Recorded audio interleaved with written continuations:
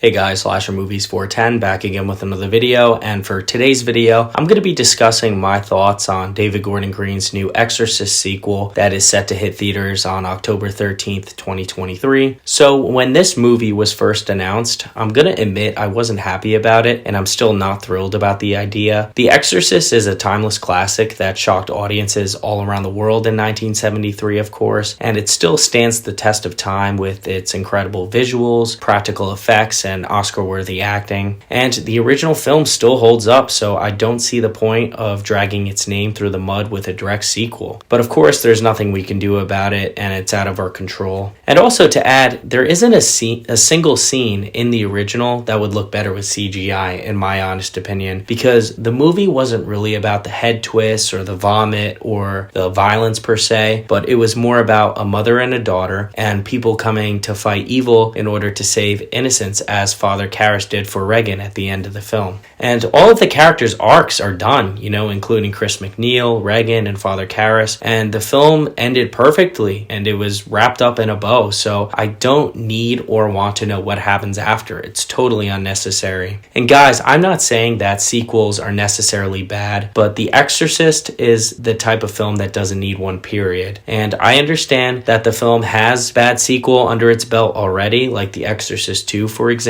which did nothing to further the story. But Hollywood should know better than to not dip their feet and try this again. The Exorcist 2 lacked any scares whatsoever. There was no tension building between scenes, and ultimately nothing to get excited about. The plot also didn't add up, and they spent way too long on the scenes with the hypnosis machine, as you all know, and it was just a jumbled mess. And I also acknowledge and understand that The Exorcist 3 was a much better film, but the reason why that particular film is so great is because William Peter Blatty actually wrote and directed that film. And he also had a plan for that sequel and knew exactly where he wanted it to go, because it's actually based on his novel Legion, which came out in 1983. And the acting was also really good in that film, and George C. Scott and Brad Dourif put on amazing performances too. So the problem that I have with this particular sequel is the fact that it's simply a cash grab, and they chose the wrong writers to bring on board. The writing will be handled by David Gordon Green himself, along with Jeff Fradley and Danny McBride, who all worked on the Blumhouse Halloween trilogy. And I personally think that they are the wrong choices for this kind of movie, because they are all comedy writers, and the dialogue from the Halloween trilogy was extremely corny, as you all know, and a lot of the jokes in the Halloween trilogy also didn't land for me personally, and they also felt very random and were placed during inappropriate times when the film was just attempting to get serious.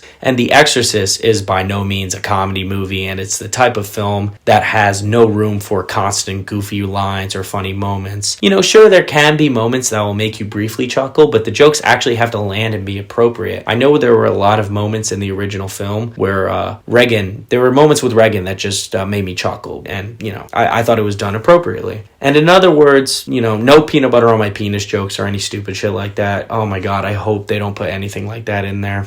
But in all honesty, I have lost all faith in David Gordon Green and Blumhouse after the hugely divisive and mixed reviewed Halloween Ends. They took a beloved horror series and ended up nosing it straight into the ground in the last moments, which is just really disrespectful to the fans. And now another iconic and beloved horror franchise, The Exorcist, is in the same studio and director's hands. And this really has me worried, if not downright terrified, for the future of the Exorcist franchise. If they butchered one movie series so badly, it's like, what the hell are they going to do with this new one? I grew up with both movie series, and The Exorcist and Halloween both helped shape my love for horror, and I don't want to see another great movie franchise start off with a seemingly promising reboot only to crash and flop on like the second or third installment, And in my opinion, I don't even know why the studio is even worrying about making a second or third movie. I really think they should just take their time to focus on making this new legacy sequel great, And William Friedkin, the director of the original film, is also on record saying that he doesn't approve of the new sequel in a tweet stating, in quotes, "There's a rumor rumor on IMDb that I'm involved with a new version of The Exorcist. This isn't a rumor, it's a flat out lie. There's not enough money or motivation in the world to get me to do this, close quote. So in my honest opinion, he's absolutely right, and this is a fantastic statement. He knows that this new film is going to be a cash grab, and it's never going to capture the same feel as the original film did. And the fact that the director of the original doesn't approve of the new movie and wants no involvement whatsoever just goes to show what kind of movie this is going to be. And I have a feeling it's going to be very divisive. It may take some new chances, but I don't, it's not going to touch that original film, let's be honest right now. But the one thing that I am looking forward to is Ellen Burstyn's return as Chris McNeil, and I have a feeling she's going to play the wise old woman that helps the new victim that is possessed by the devil, because of course she witnessed the same horrifying experiences that Regan went through. And unfortunately, Linda Blair was never contacted about ever returning, and there hasn't been any discussions about her reprising her role. And the fact that Blumhouse never reached out to Linda Blair is just very strange to me, and it makes me wonder if they're planning to bring her back for one of the following sequels, but who knows?